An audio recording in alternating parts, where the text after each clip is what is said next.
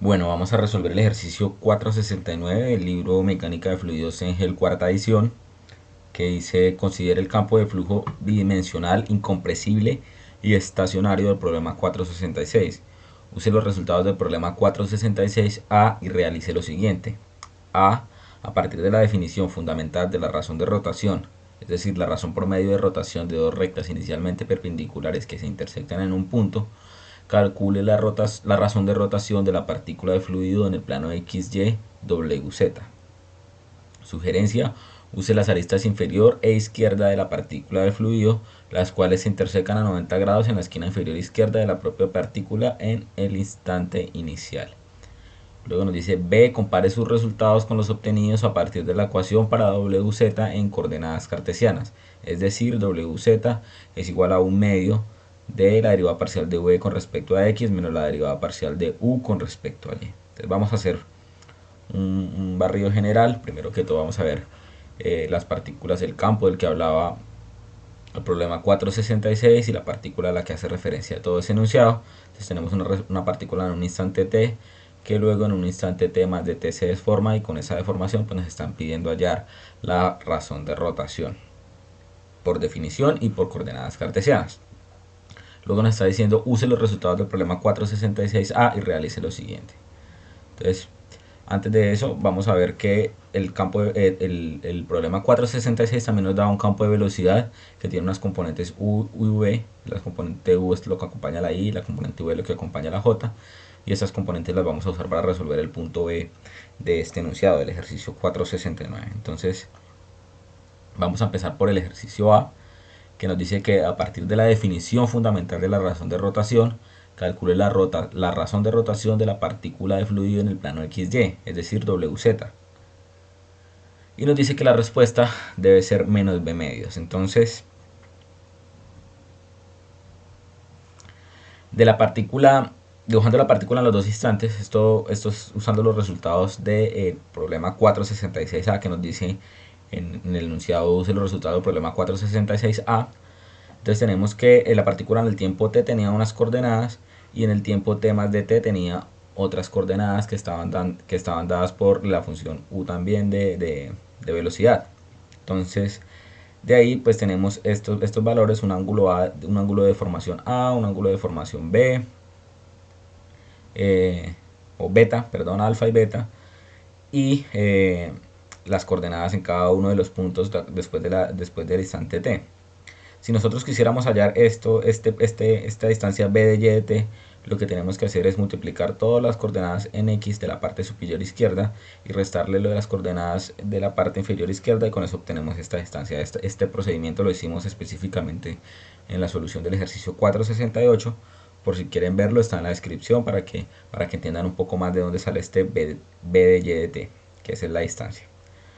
Bueno, entonces tenemos la definición de rotación. Entonces nos están diciendo que usemos la definición fundamental de la razón de rotación. Entonces la rotación puede tener una rotación hacia afuera, que se llama alfa sub b según la definición, y una rotación hacia arriba, que se puede llamar alfa sub a según la definición en una partícula. Entonces, teniendo eso en mente, la definición fundamental de la razón de rotación nos dice que W es igual a la derivada con respecto a t de alfa sub a más alfa sub b. Entonces, como de nuevo, alfa sub a es la rotación, en este caso hacia arriba, y alfa sub b hacia afuera de un plano cartesiano tradicional. Entonces, para este caso, el ejercicio 469, ¿qué tenemos? Entonces, vamos a ver. W, que es decir, la definición de rotación, es igual a d de t de alfa sub a, pero si nosotros vemos la partícula después del instante t, la partícula no está rotada hacia arriba, ¿sí? Esta parte sigue siendo plana, por lo tanto el alfa sub a sigue siendo 0.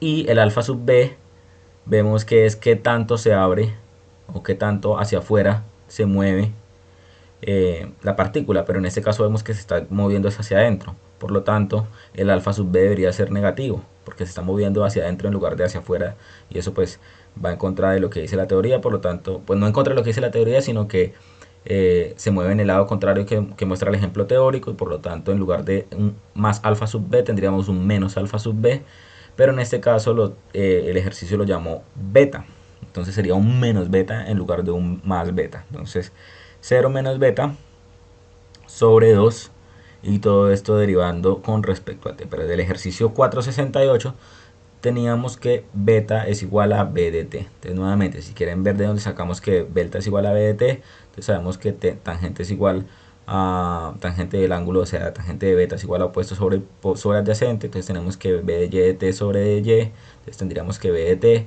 luego sacamos el tangente a la menos 1, pero tangente a la menos 1 de un ángulo muy pequeño es el mismo valor, aproximadamente el mismo valor, entonces el beta quedaría como b de t. Pero esto lo pueden ver explicado con más detalle en el ejercicio 468, que como les repito está en la descripción del video. Entonces con esto en mente ya podemos decir que w, que la razón de rotación por definición es igual a la derivada con respecto a teta, al tiempo, perdón, de 0 menos b de t sobre 2. b de t porque beta es igual a b de t. Entonces esto nos daría menos un medio de b de t, y entonces el dt se cancela con el dt y tendríamos que el w es igual a menos b medios. Y esto coincide con literal a, la respuesta de literal a que nos dan en el enunciado. Vamos a hacer lo mismo, pero para el punto b, que es hallar la razón de rotación, pero esta vez a partir de la ecuación en coordenadas cartesianas, que es decir, usando esta ecuación. Entonces recordamos que teníamos el campo de velocidad que se nos dio en el problema 466, que dice que la velocidad es igual a más by en la dirección y más 0 en la dirección j. Todo lo que acompaña a la y es la componente u de la velocidad, es decir, u es igual a más by, y lo que acompaña a la j es la componente v de la velocidad, que en este caso es 0. Entonces la ecuación para wz en coordenadas cartesianas, acá wz es wz igual a un medio de la derivada parcial de v con respecto a x menos derivada parcial de u con respecto a y. Vamos a derivar entonces la derivada parcial de v con respecto a x, pero v es igual a 0, entonces derivada parcial de 0 con respecto a x, menos derivada parcial de u con respecto a y, pero u es igual a más by, entonces derivada parcial de a más by con respecto a y.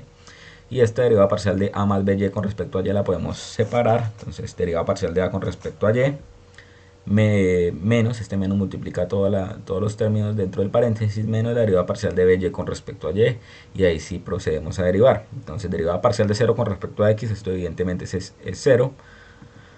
Derivada parcial de a con respecto a y, esto es 0, estamos derivando una constante, menos la derivada parcial de by con respecto a y, entonces la derivada parcial de y con respecto a y es 1 por la constante que acompaña, que está multiplicando al y, es decir, por b, 1 por b es b, y esto tiene el signo negativo. Entonces tendríamos un medio de 0 menos b, esto simplificado simplemente es un medio de menos b, que nuevamente simplificado simplemente es wz igual a menos b medios. Entonces esto coincide con la respuesta A y coincide nuevamente con lo que nos están dando en el enunciado, que dice que tanto la respuesta por definición como usando la ecuación wz en coordenadas cartesianas debe ser que la razón de rotación es wz es igual a menos b medios. Con esto llegamos al final del ejercicio.